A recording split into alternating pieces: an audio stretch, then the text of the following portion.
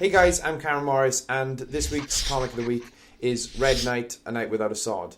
Now, this is a magnificent indie comic. It's written by a writer called Justin Cristali, and the art is by JC Grande.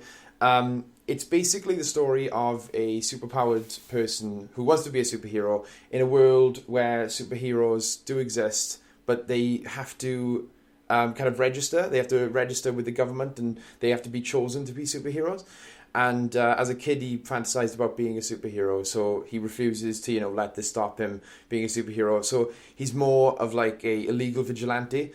Now, the interesting thing about this is that the story has been done a couple times in like modern comics and old comics as well, but like it's never been done in a way that is like really addresses both sides of the story. You've got the superhero side, with the Red Knight, who's named Todd, and you kind of go through his struggles of trying to be a superhero in this world. But you also see the side of the police, and there are prominent police characters who feature in the story. They're not just these faceless guys that exist to stand in the way of the hero, And I think this is a really interesting technique to tell a story.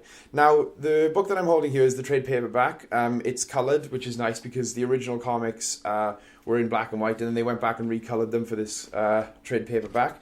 And this trade features the first 3 issues of the comic, and it also features a short story called Red Knight: The Struggle, which is like a one-shot.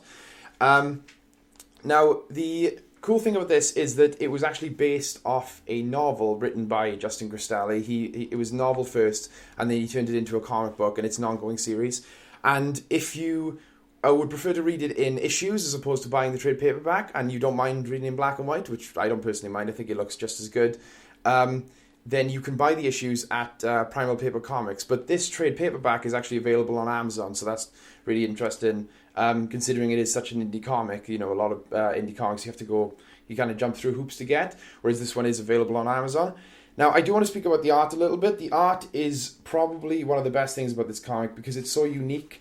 It's a very unique style. I don't know if you can see there, but I would kind of describe it as like quite sketchy. Like, you can tell it's been drawn. It's intentionally drawn to have this kind of sketchy feel, and I think this is a really interesting technique because it gives the action a lot more movement. You kind of get the sense that everything is kind of moving a lot faster than being static, which I think is probably the best the best way you can really do action is make it feel movement as opposed to have this static kind of looking image.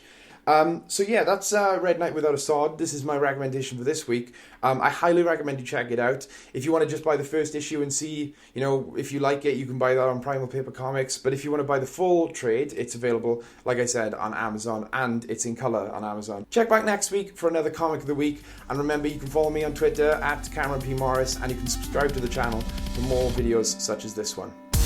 Hey guys, I hope you enjoyed that video. Remember, you can like and subscribe and obviously favourite.